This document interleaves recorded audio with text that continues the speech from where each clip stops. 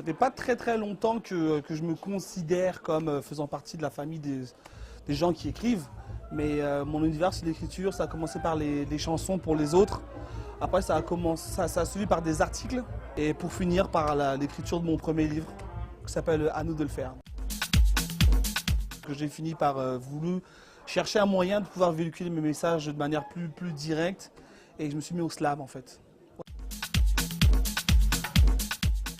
Il y a 6 mois, première scène. Ça fait quand même près de 6 ans que j'écris en faisant des rimes pour les autres au début.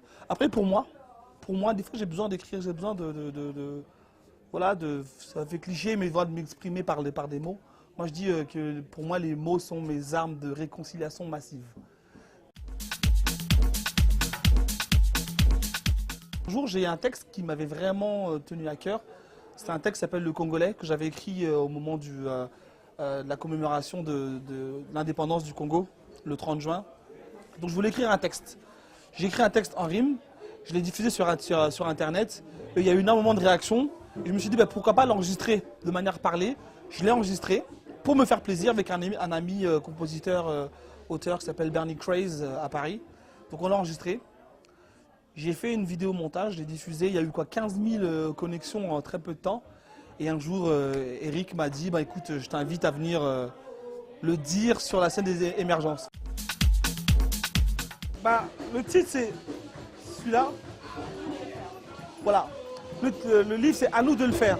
En fait, c'est la thématique du livre, en fait, c'est une réflexion sur les complexes d'infériorité qui existent encore dans la communauté noire et qui parfois nous empêchent de vraiment décoller.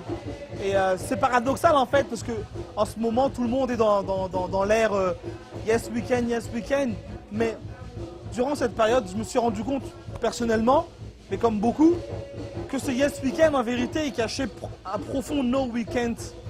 Alors c'est pas du pessimisme, hein, mais j'ai voulu en fait provoquer la discussion, provoquer l'échange, qu'on se regarde droit dans le miroir pour se dire, ok, si vraiment on veut, nous gens de la diaspora qui avons grandi en dehors du pays, être utile pour nos pays d'origine, il va falloir qu'on l'aime ce pays d'origine, il va falloir qu'on le comprenne, il va falloir qu'on le regarde droit dans les yeux. J'en ai assez qu'on me dise regarde, je te donne un exemple, dans mon entourage, quand j'ai dit que je venais au Canada, m'installer au Canada, dans mon entourage proche, hein, tout le monde me disait ah mais ça va marcher pour toi, il n'y a pas de problème. Et je disais pourquoi? Oui mais parce que toi tu es bien organisé, tu fais ça bien, tout est un peu comme un blanc. Je disais mais comment ça? Pas parce que je travaille ou parce que je suis motivé, parce que je suis organisé. Oui mais c'est pareil.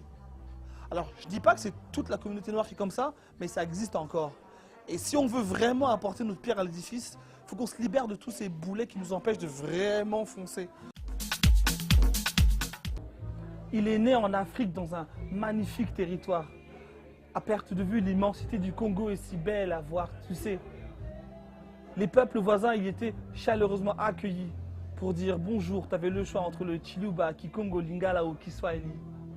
Dieu avait placé sous ses pieds les trésors de la terre, les animaux, la faune, mais aussi les plus belles pierres. Toutes ces fortunes allaient faire son malheur et la richesse de Léopold. Ils ont dit, Congolais, fais place, voici la civilisation. Celle qui sans bruit annonce ta déshumanisation. Aussi étrange que d'imaginer la savane sous la neige, désormais son pays s'appellera le Congo belge. Bravo, merci beaucoup. Merci.